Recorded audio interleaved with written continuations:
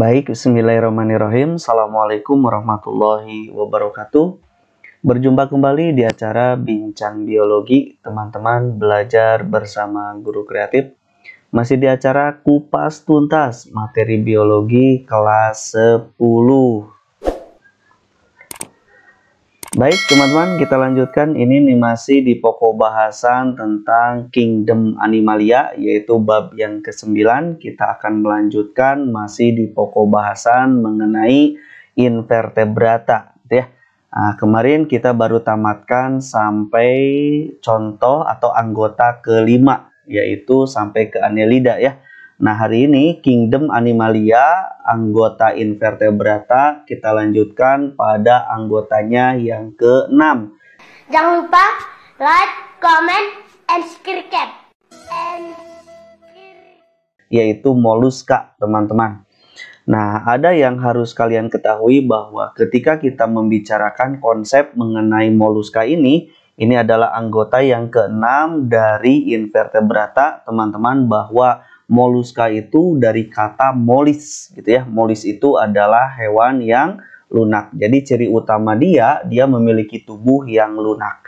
Makanya kalau teman-teman mengidentifikasi moluska, lalu dia memiliki tubuh atau badan yang lunak, maka anggotanya memang seperti itu, gitu ya. Jadi dia dimasukkan ke dalam filum moluska ini. Nah, yang jadi pertanyaan, apakah tubuhnya yang lunak ini bersegmen atau tidak? Nah, anggota seluruh dari moluska itu tidak ditemukan adanya segmen tubuh, gitu ya. Nah, namun moluska ini, teman-teman, seperti halnya hewan yang lain, dia memiliki sifat yang disebut sebagai simetri bilateral. Artinya, ketika kalian potong atau belah satu kali potongan di dalam sisi tubuhnya, maka dia akan menghasilkan belahan yang sama, dan itu hanya satu kali belahan, makanya disebut sebagai simetri bilateral. Nah, tubuhnya sama dengan Vermes, anggota dari Vermes, teman-teman, yaitu anggota dari cacing-cacingan, bahwa tubuh moluska juga dia sudah triploblastik, artinya sudah 3 lapis tubuh menyusun tubuh dari moluska ini, mulai dari ektoderm, mesoderm, sampai ke endoderm, gitu ya.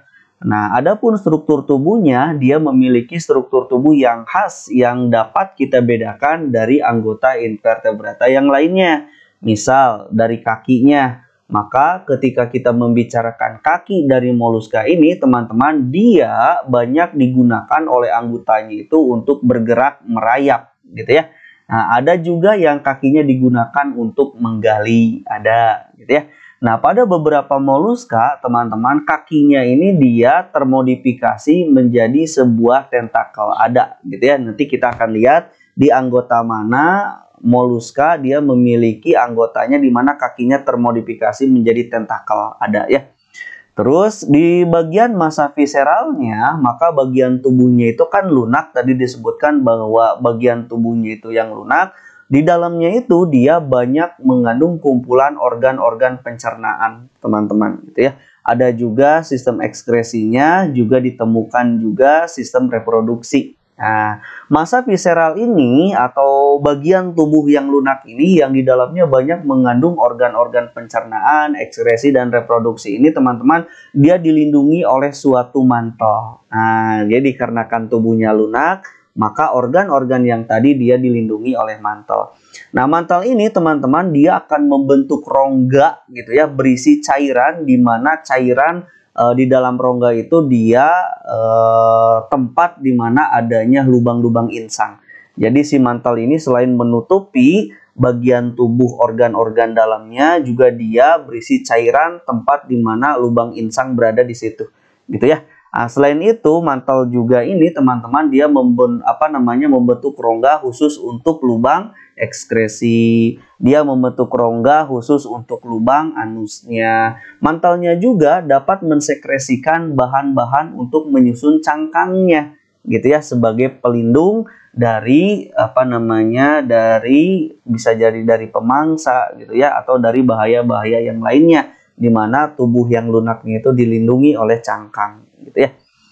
Nah, perlu diketahui juga bahwa anggota moluska ini dia memiliki alat ekskresi, dia berupa ginjal, teman-teman, gitu ya. Dan hidupnya itu dia lebih ke opipar. Nah, ini dia, gitu ya, lebih ke opipar.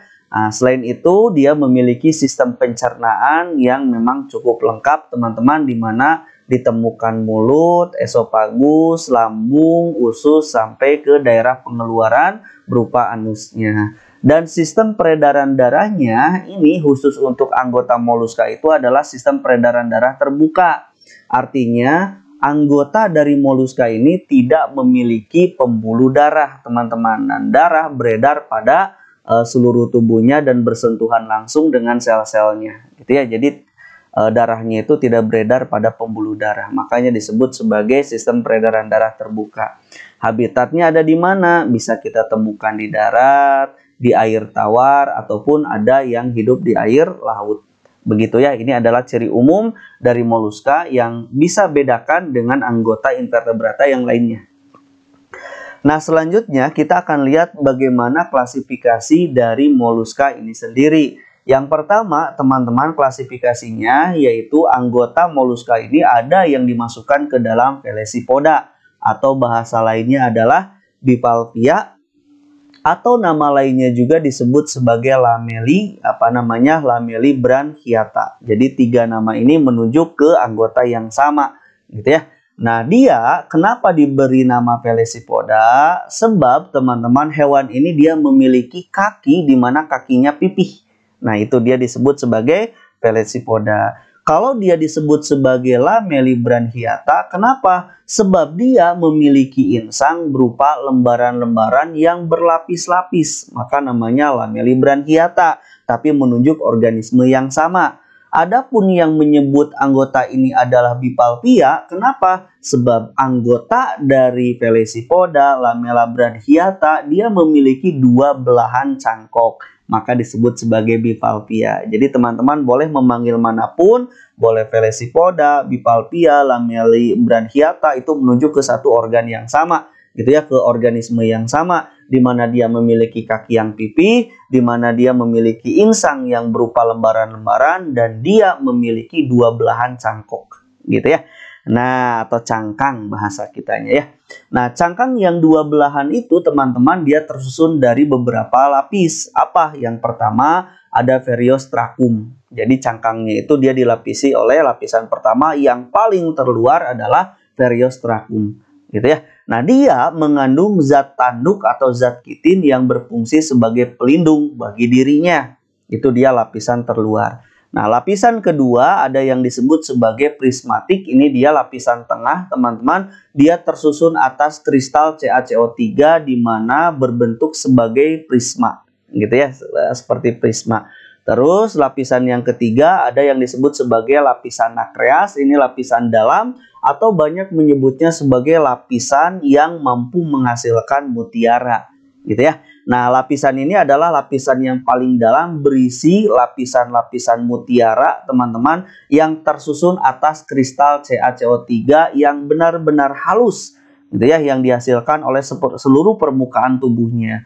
Nanti digabungkan menjadi sebuah bola bulatan yang sering kita sebut sebagai mutiara, begitu ya.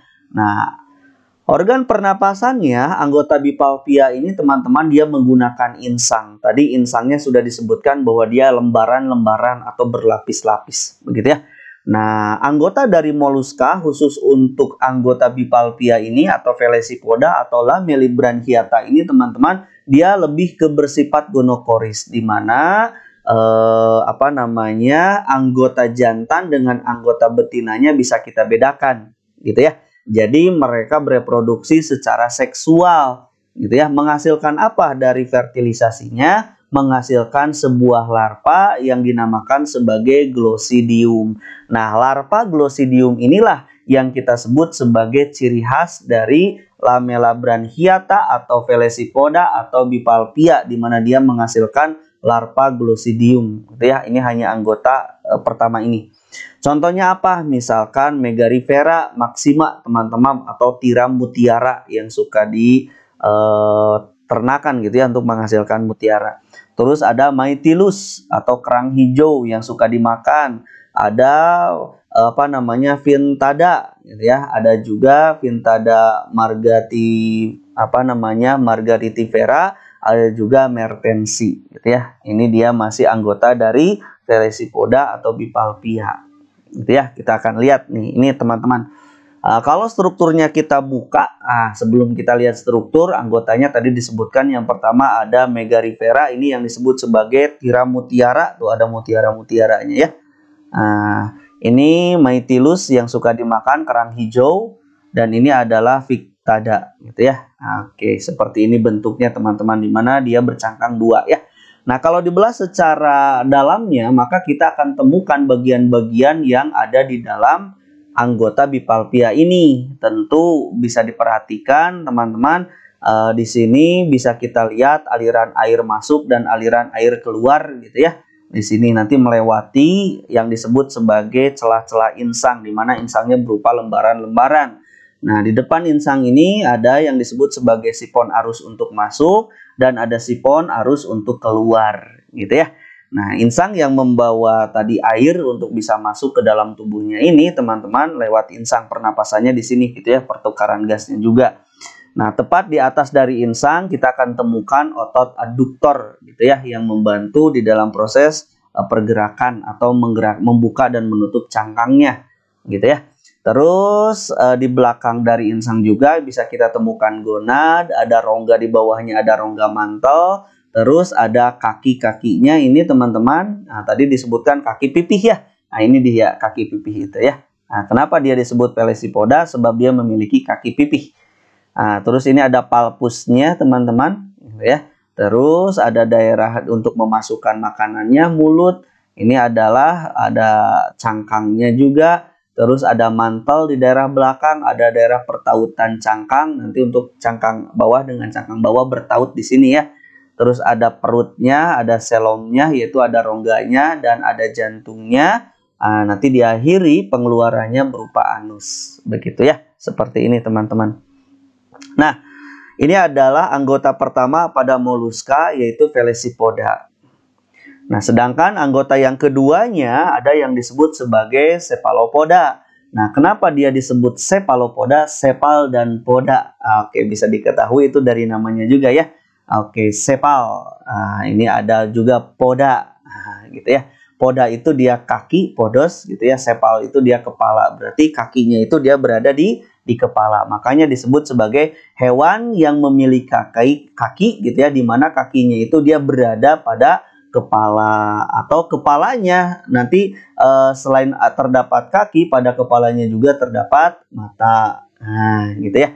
Nah, khusus untuk anggota Cephalopoda pada moluska ini teman-teman, anggota yang kedua ini dia tidak memiliki cangkang seperti halnya Bipalpia tadi. Contoh misalkan ada Nautilus gitu ya. Nah, kalau Nautilus ini dia contoh dari Cephalopoda, tapi Nautilus ini dia khusus. Dia memiliki cangkang. Jadi hanya anggota dari Cephalopoda itu hanya Nautilus saja yang memiliki cangkang, dan ini memang sudah hewan purba gitu ya. Jadi pengecualian Cephalopoda itu adalah Nautilus yang memiliki cangkang. Selain Nautilus, anggota dari Cephalopoda itu dia tidak memiliki cangkang. Nah, tubuhnya dia dapat berubah warna, teman-teman. Karena kenapa dia bisa merubah warna? Sebab di dalam tubuhnya itu terdapat zat yang membantu tubuhnya bisa berubah warna. Apa namanya? Namanya adalah zat kromatofora. Adanya zat kromatofora ini mengakibatkan anggota dari Cephalopoda bisa merubah warnanya. Sesuai apa? Sesuai habitat di mana dia tinggal. Untuk apa? Kamuflase gitu ya. Jadi untuk menghindari pemangsa, bisa jadi begitu. Terus selanjutnya dia memiliki kaki. Kakinya itu teman-teman dia berjumlah sekitar ada 10 kaki gitu ya, yang melekat tepat di daerah kepalanya, dan kakinya tersebut termodifikasi menjadi tentakel. Tadi di pembahasan awal gitu ya, ada kakinya yang termodifikasi menjadi tentakel, yaitu anggota dari Cephalopoda. Umumnya dia memiliki kantung tinta. Nah, anggota dari Cephalopoda ini dia memiliki kantung yang berisi cairan hitam yang bisa kita sebut sebagai tinta gitu ya. Makanya disebut sebagai kantung tinta. Buat apa kantung tinta ini? Untuk melindungi dirinya dari pemangsa saat di sekitarnya ada bahaya.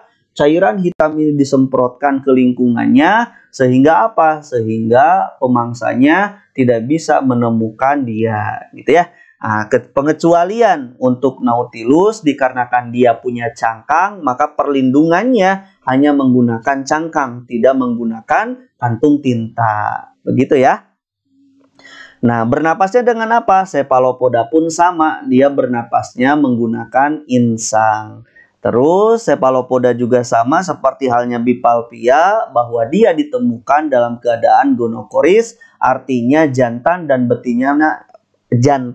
betinanya sudah dapat dibedakan. Jadi sudah berpisah gitu ya, mana jantan, mana betina. Contoh, anggota dari cephalopoda itu adalah Loligo indica atau bahasa kitanya cumi-cumi, atau Octopus vulgaris atau gurita, ada juga sepia, teman-teman, sotong, dan ada Nautilus. Nautilus itu adalah dia anggota dari cephalopoda yang pengecualian ya, dia memiliki cangkang, padahal anggota lainnya tidak bercangkang.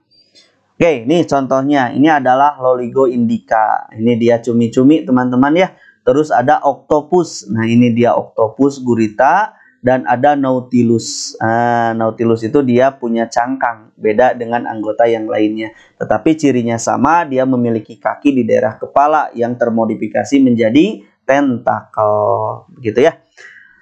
Oke, kita akan lihat nih ada Loligo indica. Ini dia struktur tubuhnya teman-teman. Mulai dari depannya ada kaki yang termodifikasi menjadi tentakel. Tepat di belakangnya itu di daerah kepala bisa kita temukan ada mata, terus ada rahangnya gitu ya. Makin ke belakang nanti di daerah badannya itu nanti bagian keluarnya ada mantelnya teman-teman gitu ya. Terus ada cangkang dalamnya. Mungkin teman-teman pernah makan cumi-cumi, ketika dimakan ada lapisan yang berwarna putih atau warna bening gitu ya.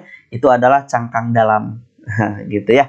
Terus turun ke daerah bawahnya teman-teman, nanti kita bisa temukan di sini ada mantel arteri, terus ada lambungnya, ada kantung tinta. Nah, ini adalah kantung tintanya untuk perlindungan, ada hatinya juga, gonadnya itu tepat di daerah belakangnya. Terus ada sekum, ada sekum di daerah posterior ini gitu ya. Terus ada vena cava, ini adalah vena cavanya, ada jantung insangnya, ini dia yang berperan sebagai jantung insangnya, dan ada sebagai jantung di mana yang digunakan oleh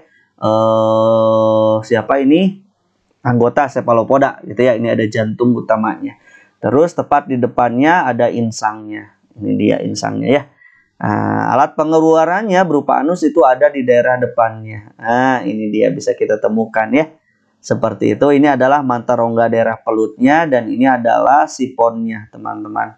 Begitu ya, untuk air masuk nanti bersentuhan nanti dengan insang untuk pernapasannya ya. Nah, begitu.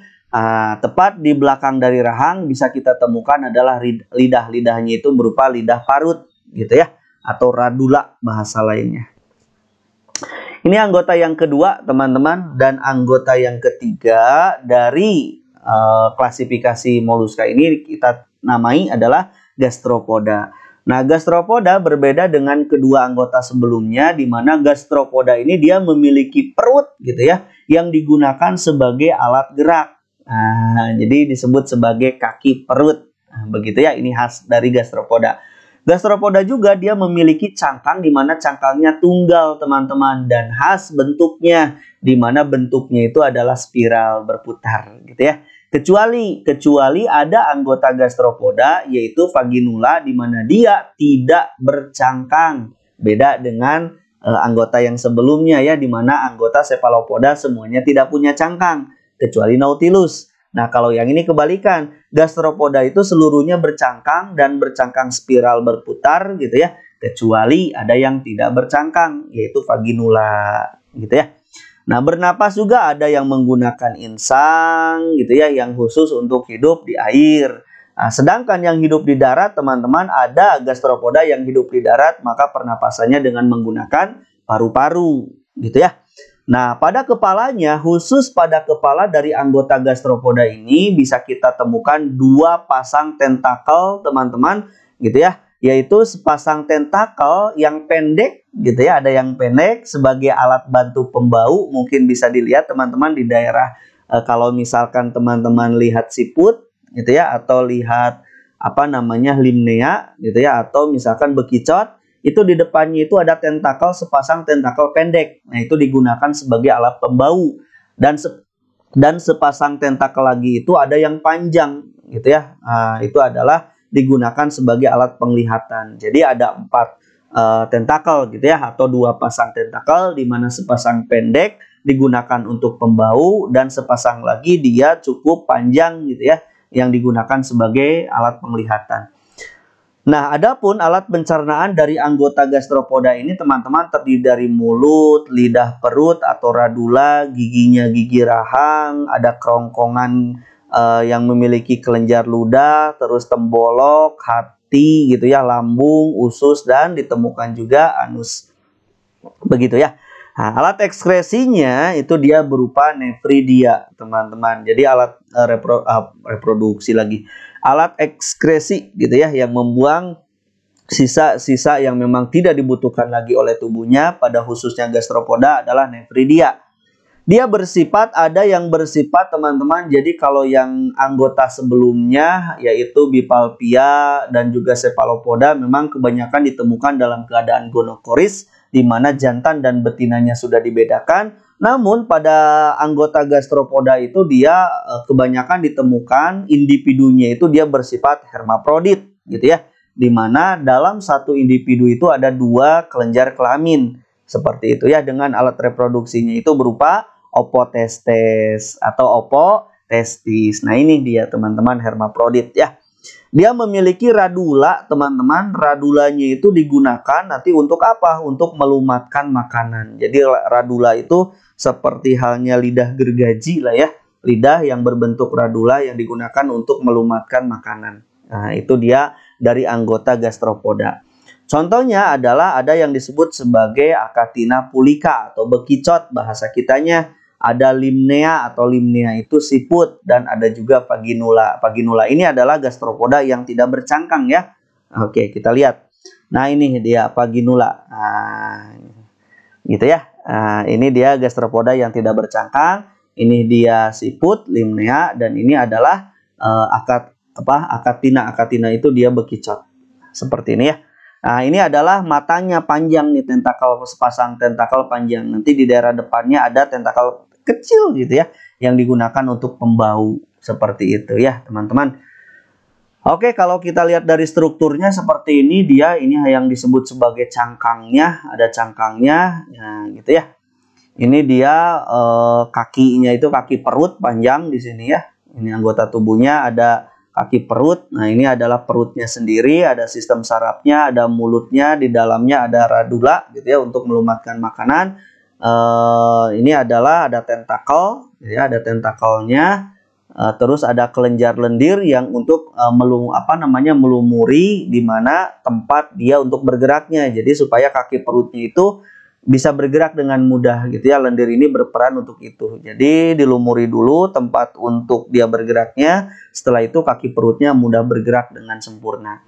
Terus ada lubang pernapasan di dalam cangkangnya, ada organ ekskresinya juga, ada jantungnya, ada perikardiumnya, dan ditemukan juga usus, juga di dalamnya ada hati, gitu ya. Seperti itu. Mungkin teman-teman yang pernah makan tutut mungkin ya, bisa kita temukan daerah badan di daerah belakangnya itu berputar juga, spiral. Gitu ya, itu adalah anggota yang ketiga dari moluska, yaitu gastropoda. Seperti itu teman-teman. Ini adalah anggota yang keenam mengenai invertebrata. Nanti kita akan lanjut ke anggota yang ketujuh. Mudah-mudahan bisa bermanfaat untuk teman-teman. Sekian dan terima kasih. Assalamualaikum warahmatullahi wabarakatuh.